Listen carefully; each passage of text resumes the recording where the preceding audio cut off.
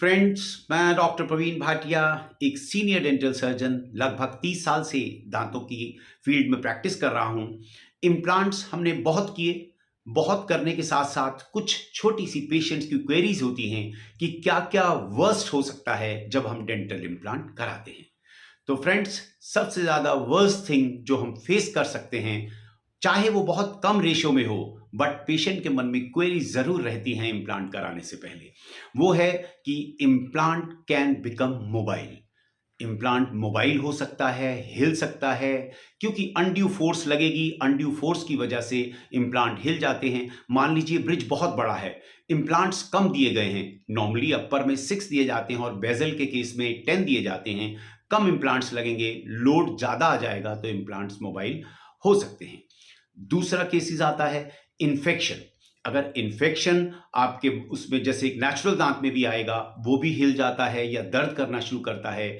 इसी तरह अगर इम्प्लांट के केस में भी इन्फेक्शन हो सकता है। मान लीजिए 2 इम्प्लांट्स लगे हैं, खाना फूड जा रहा है, फूड लॉजमेंट है और पेशेंट केयर नहीं कर रहा है, रेगुलर चेकअप नहीं करा रहा है, तो इन्फेक्शन हो सकता है। तो इसको उसी तरह से निकाल दिया जाता है जैसे एक नेचुरल दांत को निकाला जाता है। थर्ड आता है, कभी बहुत रेयर टू रेयरेस्ट कभी इम्प्लांट ब्रेक भी कर सकता है। मान लीजिए इम्प्लांट ब्रेक कर गया, तो उसको उसी तरह से निकाल दिया जाएगा जैसे एक असली दांत नेचुरल टूथ को निकाला जाता है। प्रोसेस इज सेम और कुछ समय बाद इम्प्लांट दोबारा किया जा सकता है, रीडू हो जाएगा, दोबारा उसी पोजीशन पे वापस आ जाएगा। ये प्रक्रिया लगभग 2 या 2.5 महीने के बाद करानी चाहिए, इम्प्लांट निकलने के बाद। और लास्ट स्टेज आती है, कभी कभी एक स्क्रू होता है कनेक्टिंग, यानी इम्प्लांट और अबटमेंट के बीच में एक स्क्रू रहता है। जब अबटमेंट को उसको जोड़ा जाता है, उस स्क्रू के ऊपर हम एक क्राउन लगाते हैं। क्राउन कभी कभी ढीला हो जाता है। क्राउन अगर लूज होगा, वो उस वजह से होगा कि उसके अंदर जो स्क्रू है वो लूज हो गया है। तो घबराएं नहीं, इसके अंदर एक होल बनाया जाता है इम्प्लांट के कैप के अंदर।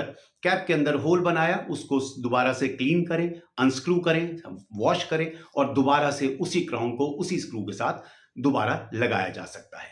एक अंतिम बात और आती है, सिस्टमिक डिसीजेस, जैसे ऑस्टियोआर्थराइटिस का पेशेंट है तो वो थोड़ी प्रोन रहता है कि उसकी हम इम्प्लांट फेलियर होने के चांस रहते हैं, तो उसको एक कवर दे दिया जाता है, यानी एक कैल्शियम की डोज और विटामिन डी टेस्ट कराने के लिए बोला जाता है। अगर डिकैल्सिफिकेशन हो रहा है तो उसको एक डोज देकर उसको भी ठीक किया जा सकता है। अगर डायबिटिक है पेशेंट, हाईली डायबिटिक है या इंसुलिन पे है, तो उसको थोड़ा सा प्रमोट किया जाता है, अपने फिजिशियन से सलाह कर लें और डायबिटीज को कंट्रोल करें, चाहे वॉक से चाहे मेडिसिन से, क्योंकि एक फेलियर का बहुत बड़ा रीजन डायबिटीज भी है। सो फ्रेंड्स, ये 5-6 चीजें जो मैंने आपको बताई, 5 फैक्ट्स जो हमारे वर्स्ट हो सकता है इम्प्लांट कराने के बाद, परंतु डरे नहीं, इन सब का इलाज हमारे पास है। सब चीजें कवर हो सकती हैं। देखिए, कोई भी सर्जरी करते हैं, 0.1% 2% तो सभी में फेलियर के चांसेस रहते हैं। ठीक इसी तरह इम्प्लांट्स में भी रहते हैं। सो आप ये थोड़ी है कि आप कराना ही बंद कर देंगे इम्प्लांट्स इस डर से। आप उसकी सक्सेस रेट देखिए, 98 to 99% उसकी सक्सेस रेट है और घबराए नहीं, दोबारा हो जाएगा। वो सर्जन जिसने किया है, he take the guarantee for you. So friends, आपका भी कोई इश्यू हो इम्प्लांट से रिलेटेड, इससे पहले वाली वीडियो में मैंने बताया कि क्यों इम्प्लांट कराने चाहिए। अगर मान लीजिए ऐसा कोई केस है, तो आप मेरे नंबर्स नीचे दिए गए हैं, कभी भी मुझे व्हाट्सएप करें और अपने दांतों का ध्यान रखें और रेगुलर चेकअप और वार्म सलाइन गार्गल 2 चीजें जरूर करते रहा करें। तो फ्रेंड्स, आपको आशा है वीडियो अच्छा लगा होगा।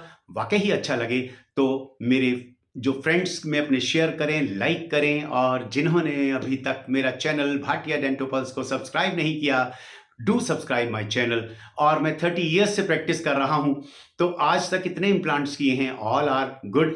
एंड कोई प्रॉब्लम आती है तो हम करेक्ट करते हैं उसको। Thank you very much for seeing my videos. And मेरा क्लिनिक भाटिया डेंटोपल्स के नाम से जनकपुरी दिल्ली में है। शीघ्र हम द्वारका में भी एक ब्रांच बनाने जा रहे हैं। Thank you.